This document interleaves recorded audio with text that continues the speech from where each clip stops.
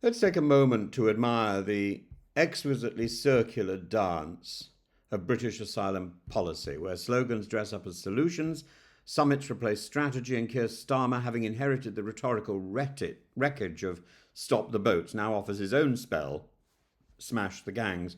But the boats keep coming, the gangs keep profiting, so people keep coming under lorries, and all the Prime Minister has brought back from the G7 summit is a more transactional approach, diplomacy via debit card. So, what exactly has changed, and what exactly does a more transactional approach mean? Nothing in substance has changed. Karma's key pledges revolve around four familiar mantras: smash the gangs, end asylum hotels, clear the backlog, increase returns. Clear the backlog should be right at the top.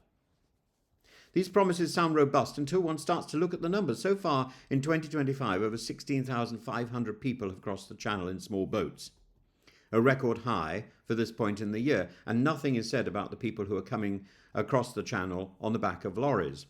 And what does Starmer offer in response? Visa threats. Not policies grounded in humanitarian law or international partnership, but the equivalent of cancelling a country's NECT card because their citizens have overstayed a visa. Let's look closer. Smashing the gangs is not a policy, it's a tabloid headline.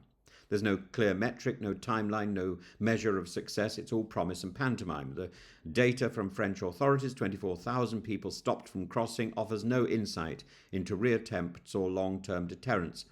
The gangs are evolving faster than the policies, and identifying who is a gang leader or a gang member and who is an appropriate authority is almost impossible if you happen to be on the ground and you happen to be in a position where you need asylum. The assumption that somebody can tell who is truthful and who is not is an arrogance on the part of Starmer and the British government, and has been for a long time. Rishi Sunak and Suella Braverman, Priti Patel, all of these have made the assumption that people in Afghanistan, in Albania, in Eritrea, or wherever, can tell the difference between somebody who is a smuggler, who has a gang, and somebody who is simply offering advice at a price.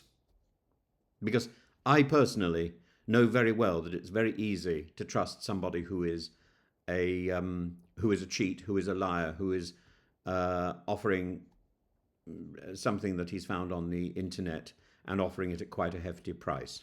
And it always comes with the backlash of being wrong.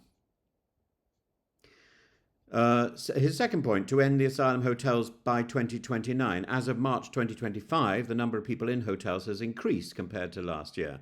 Starmer guarantees the hotels will be empty, but declines to say whether asylum seekers will be placed in HMOs or camps. This isn't reform, it's displacement with better optics.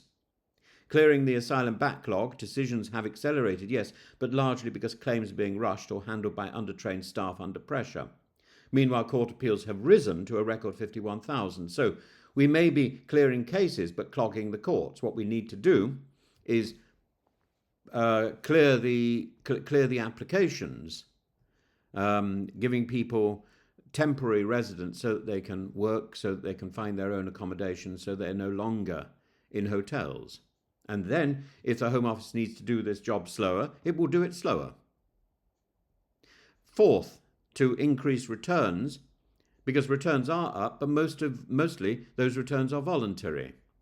Only about 7,800 people were forcibly removed, and many who left did so without Home Office knowledge. Starmer's latest innovation, threatening councils with visa restrictions if they don't take back threatening countries with visa restrictions if they don't take back nationals. This is diplomatic blackmail dressed in bureaucratic chic and mirrors. Rather ironically, it's Trumpian language.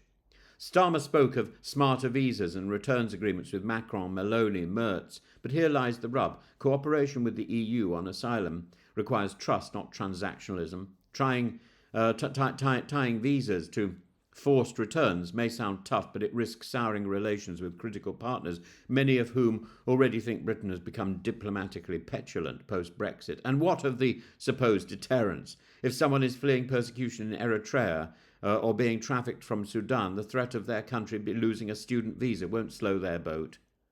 This is not a policy for the 21st century. This is a palimpsest of the 20th century, repainting the same worn signposts in sterner ink. There's no real investment in legal, safe routes, no serious attempt to reform the dysfunctional Home Office, no humane vision to integrate refugees with dignity. The boats keep coming because the world keeps burning, because smuggling gangs thrive, not because Britain is weak, but because British policy, like much of Europe's, is theatrical, reactive, hollow, harsh. To quote Camus, to misname things is to add to the world's misery, and calling this a solution is precisely that. Keir Starmer promises to smash the gangs, but unless he smashes the illusions underpinning Britain's asylum chaos, that hard words replace hard policy, that threats count as diplomacy, he'll simply join a long line of prime ministers who talked tough, spent billions, and achieved nothing. The tide won't turn because of a clever summit or a slogan. It'll turn when politics remembers that migrants aren't numbers, that they're people. And the Labour Party ought to be the first in the queue to recognise that. But it's not.